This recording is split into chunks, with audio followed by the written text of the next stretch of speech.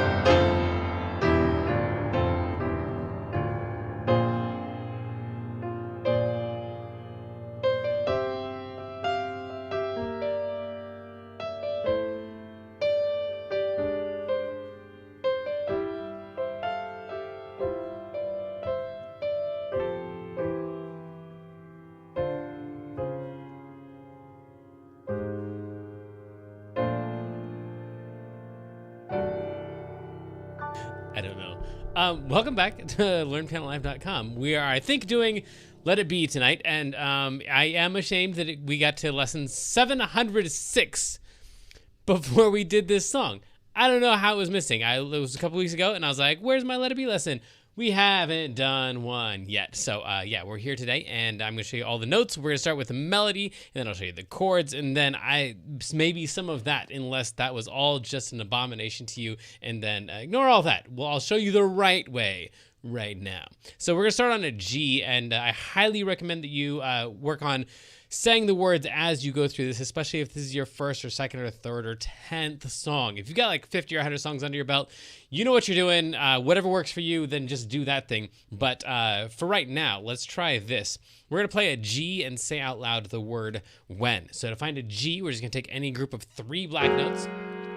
Take the note that's in the middle and drag it slightly to the left. Doesn't matter which one you pick. I started out right here, but as you saw, like I eventually went up to this one and up to this one. So any G is gonna work. Maybe that one right there or this one right here. In fact, let me throw in these letters for you. We'll zoom in a little bit.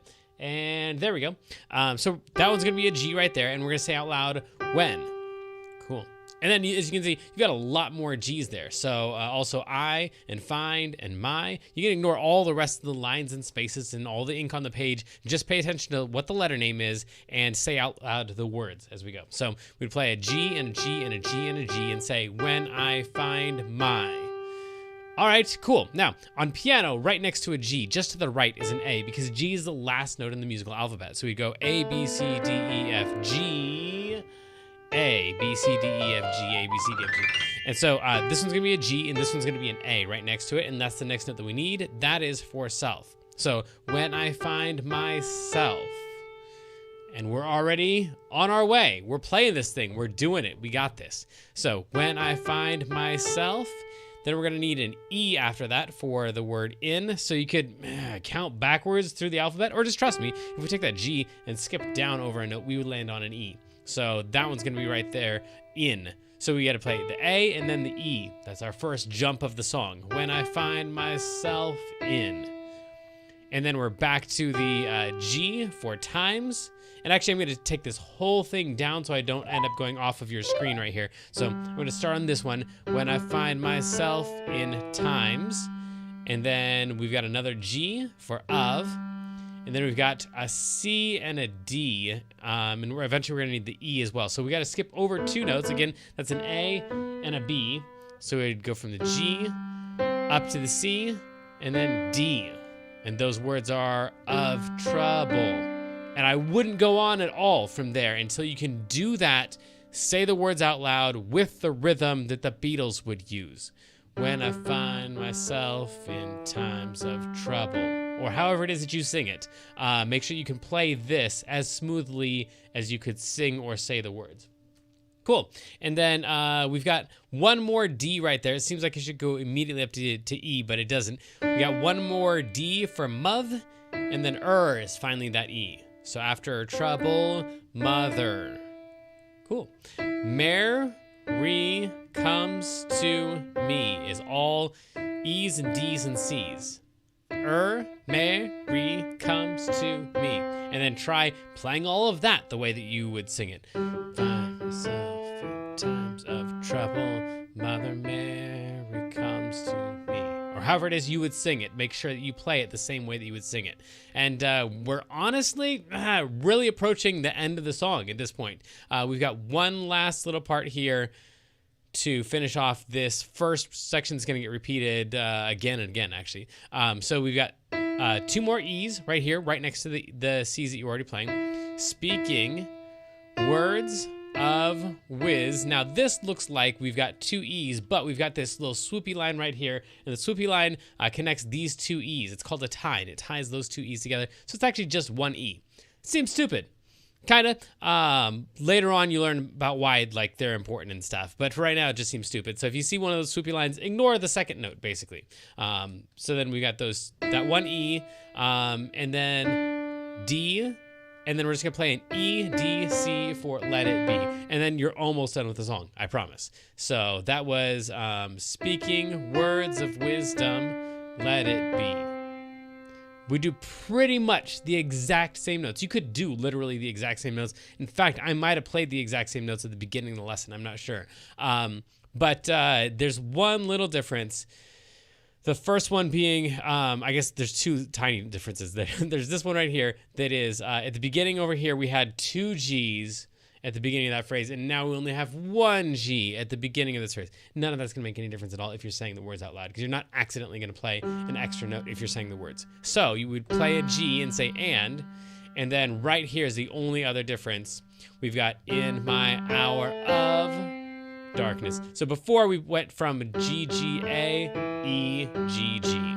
So this was an E before, which you could totally play. And in my hour of darkness. You could totally do that and get away with it. I might have done that at the beginning of the song, and I mostly got away with it until you guys were all disgusted with the other stuff that I was throwing in there. But in my hour of, there you go. There's a C. Of darkness. She is standing right in front of me. Same notes, same rhythms, everything. Speaking words of wisdom, let it be. And there again, we have that tie, so watch out for that one. Don't worry about any of the letters that are listed at the top. All these guys here, that stuff, that's all going to come in the intermediate level where we do the chords and stuff. So we can just ignore all of that stuff for right now and just play the melody. Then this next section right here, it's actually not that bad because there's lots of space in between. You can tell that by all these squiggly lines right here, like those ones and those ones and those ones and those ones. Those are all called rests. And anytime you have a rest, you're gonna rest. You're not gonna do anything. So we got lots of space in between these notes. Let it be is gonna be an EDC, I'm right up here. And then same rhythm, different notes, but it does start on the E. So we're gonna play E, G, A this time. So first time we played an E and we went down, and now we're gonna play an E and kind of skip up. And then let it be is gonna be a G and a G and a C, just like that. And then we're almost done. 3 notes and we're there, friends. We're gonna skip down to an A and then a G and then come up to an E for let it be. Let it be. And then this last line you already know because you already played it before. Twice, actually. Speaking words of wisdom, let it be. That's the whole thing. So let me play all the notes for you, and I'll say the words as I go, the same way that I'm wanting you to practice it. Nice and slow, saying the words out loud. You don't have to sing them if you don't want to. If you did sing them, it'd be better. But just saying the words out loud and getting all of them you can. If you run into a little tricky area, then don't move on to the next section. Just keep on grinding away at that until it's nice and smooth. But eventually, we want something like, when I find myself in times of trouble, Mother Mary comes to me, speaking words of wisdom, let it be. Now take the appropriate pause before going on. And in my hour of darkness, she is standing right in front of me, speaking words of wisdom, let it be. Don't move on until it feels like it's right in the song. Let it be. Let it be. Let it be. Let it be. Speaking words of wisdom. Let it be. That's all the melody, and hopefully that made some sense. If it didn't, then let me know for sure. But I think you'll be able to get this one, even if it's your first song ever. Just give yourself plenty of time, and we should be able to get this. But right now, let's go ahead and do our feature of the day, which today is an artist of the day. I want to show you, in case you haven't seen him before, this is Adam Neely. He does honestly what I do on a good day, he does on an average day, and he's just like a really cool educator guy, and has pretty accessible, like he does some really high level videos, but it's pretty accessible information. A lot of it's music theory. He's a bass player, and usually, like, maybe I'm not supposed to say this out loud, but like usually piano players and bass players are like the best people to learn theory from in most cases. In my experience, they're usually the ones that know the most about what's going on. So he's got a really cool perspective on music, and pretty entertaining videos that are nicely edited and stuff. So anyway, go check out Adam Neely. He's a really super great bass player in addition to being like an educator and a theory guy and all that stuff. So right now we're going to go ahead and try doing the chords for this section so we can make it sound more like one of the versions that I played at the beginning, the one that you like. Let's go there now. So sadly, the lesson preview has come to an end, and it's time to say goodbye to everyone watching the free streams. Of course, paying subscribers at learnpianolive.com can continue watching this lesson and several hundred others like it in the archives. So come on over and check us out, and if you like what you saw, at least like and subscribe, and then tell your friends to head on over to learnpianolive.com to start enjoying this journey with us.